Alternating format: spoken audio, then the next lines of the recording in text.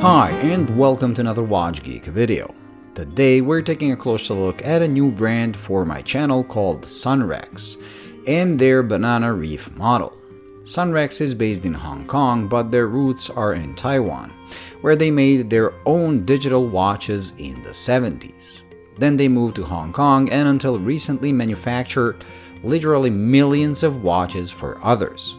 A family-run business is now run by two sons of the founder, and being born into this business, they decided to resurrect their own brand with a series of solar-powered models, as they want a watch that is practical before everything else.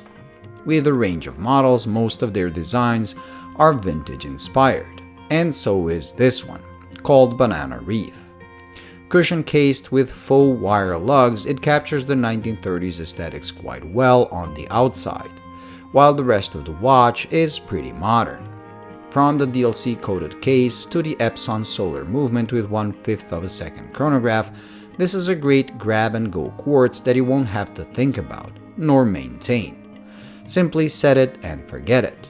And 100 meters of water resistance with the screw-in crown mean you can use it worry-free in any situation.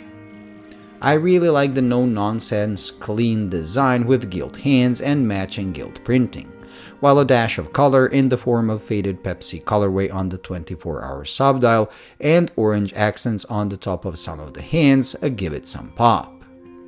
The size is perfect as well, at 40mm, and this is one of the watches that shows shape is more important than pure numbers, as this, on paper at least, is a thick 13+mm watch. But on wrist, due to a domed crystal and cushion-shaped case, it feels and looks like it's 11mm at most. I also love the quirky white strap that comes with a splash of color reminding me of decals found on 4x4s from the 80s. A very cool detail. When it comes to things I wish they did differently, there are a few. First, the faux patina stains on the markers. I'm not a fan because I always disliked those hyped up tropical dial vintage watches, as they were simply watches that were not taken care of and moisture got in over the years. It might look cool to some, but I prefer a clean watch to a stained one.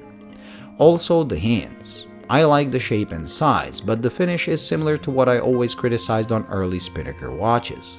The brushing is too coarse. It is not as noticeable while the watch is worn, but once I put it under macro, it really stands out like it isn't finished properly. Like I said, it is something you only notice under macro, so 90% of people won't even notice it.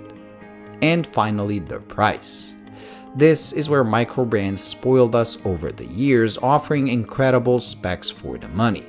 And at just a tad over $500, it is quite pricey at first glance. But the reason is, this is not a typical micro brand.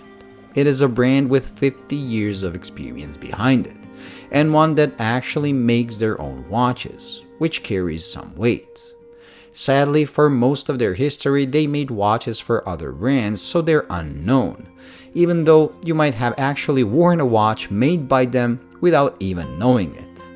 I respect the courage to go from a well-established business model and try to make something yourself, which is why I wish Sunrex success, and kinda hope they maybe try and resurrect the digital models that started the brand, as I think that would make them stand out in the ocean of other small brands.